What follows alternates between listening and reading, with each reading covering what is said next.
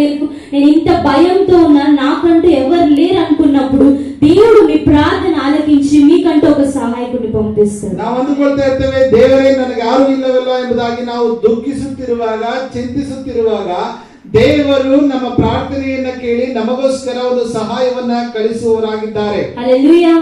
మన యొక్క ఆత్మీయ అంగిని మనం ఎప్పుడు ధరించి ఉండాలండి. ನಮ್ಮ ಆತ್ಮೀಯ ವಸ್ತ್ರವನ್ನ ನಾವು ಯಾವಾಗಲೂ ಕೂಡ ಧರಿಸಿಕೊಳ್ಳುವವರಾಗಿರಬೇಕು. యోసేపు భయపడలేదు, తండ్రి ఇచ్చిన అంగిని ఆయన ధరించడానికి ఆయన భయపడలేదు.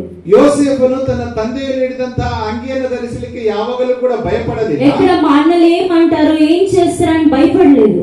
ಯಾವಾಗ ನನ್ನ ಸಹೋದರರು ಏನಂದುಕೊಳ್ತಾರೋ ಅವರೇನೆಂದುಕೊಳ್ತಾರೋ ಎಂಬುದಾಗಿ ಆತನು ಅಂದುಕೊಳ್ಳಲಿಲ್ಲ.